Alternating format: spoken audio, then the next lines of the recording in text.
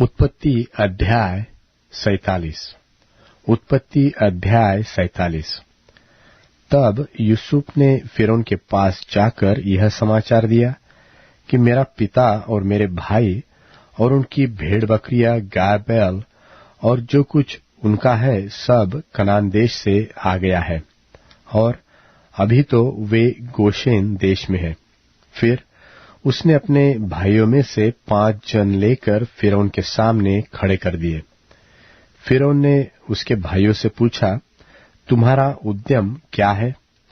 उन्होंने फिरौन से कहा, तेरे दास चरवाहे हैं और हमारे पुरखा भी ऐसे ही रहे।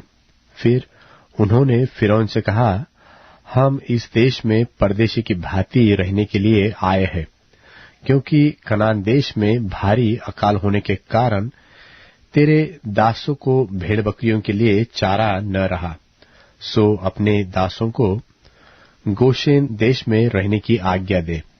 तब फिरौन ने यूसुफ से कहा, तेरा पिता और तेरे भाई तेरे पास आ गए हैं और मिस्र देश तेरे सामने पड़ा है।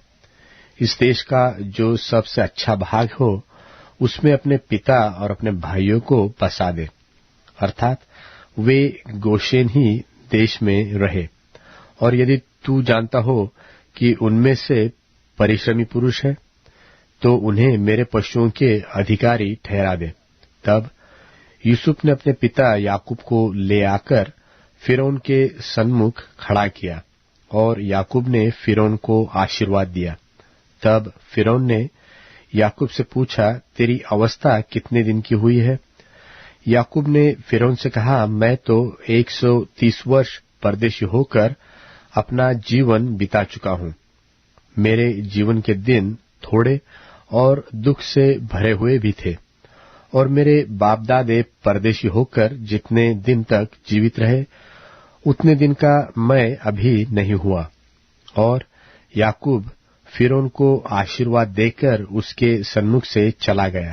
तब यूसुफ ने अपने पिता और भाइयों को बसा दिया, और फिरौन की आज्ञा के अनुसार मिस्र देश के अच्छे से अच्छे भाग में, अर्थात रामसेस नाम देश में भूमि देकर उनको सौंप दिया।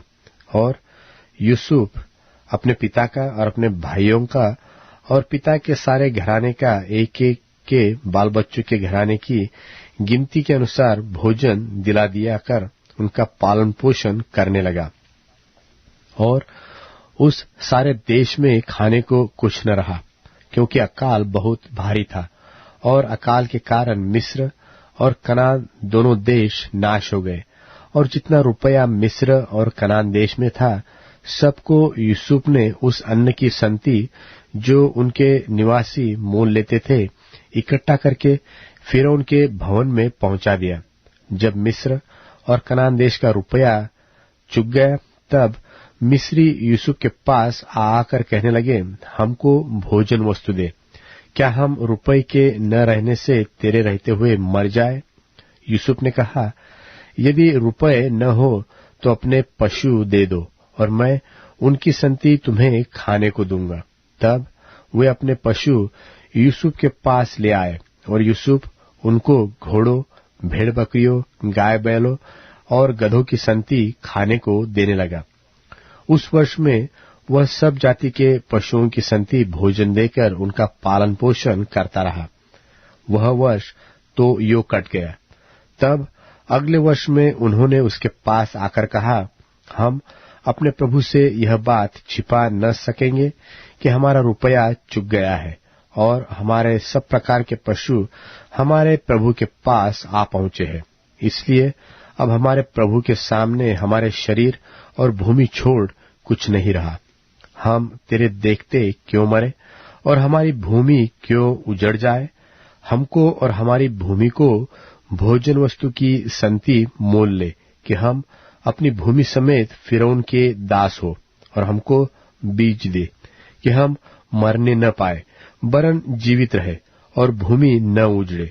तब यूसुफ ने मिस्र की सारी भूमि को फिरौन के लिए मोल लिया, क्योंकि उस कठिन अकाल के पड़ने से मिस्रियों को अपना खेत बेच डालना पड़ा। इस प्रकार सारी भूमि फिरौन की हो गई।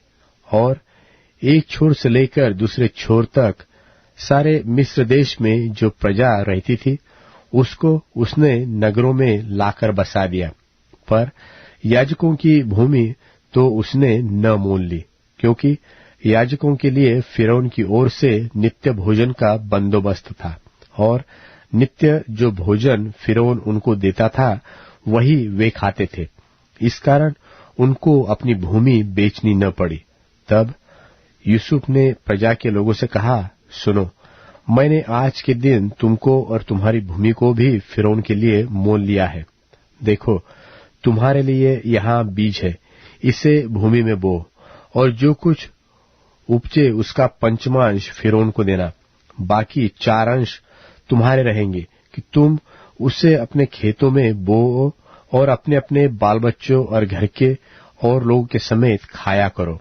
उन्होंने कहा, तूने हमको बचा लिया है, हमारे प्रभु के अनुग्रह की दृष्टि हम पर बनी रहे और हम फिरौन के दास होकर रहेंगे। सो यूसुफ ने मिस्र की भूमि के विषय में ऐसा नियम ठहराया जो आज के दिन तक चला आता है कि पंचमांश फिरौन को मिला करे। केवल याजकों ही की भूमि फिरौन की नहीं हुई, और इस्राएली मिस्र के गोशेन देश में रहने लगे और वहां की भूमि को अपने वश में कर लिया और फूले फले और अत्यंत बढ़ गए। मिस्र देश में याकूब 17 वर्ष जीवित रहा। इस प्रकार याकूब की सारी आयु 147 वर्ष की हुई। जब इस्राएल के मरने का दिन निकट आ गया, तब उसने अपने पुत्र यूसुफ को बुलवाकर कहा, यदि तेरा अनुग्रह मुझ पर हो तो अपना हाथ मेरी जांघ के तले रखकर शपथ खा कि मैं तेरे साथ कृपा करके और सच्चाई का यह काम करूंगा कि तुझे मिस्र में मिट्टी न दूंगा। जब तू अपने बाप दादों के संग सो जाएगा, तब मैं तुझे मिस्र से उठा ले जाकर उन्हीं के कब्रिस्तान में रखूंगा। तब यूसुफ ने कहा, मैं तेरे वचन के अनुसार करूंगा। फिर उसने कहा, मुझसे शपथ खा। सो उसने उससे शपथ खाई। तब इस्राएल ने खाट के सिरहाने की ओर सिर झुकाया।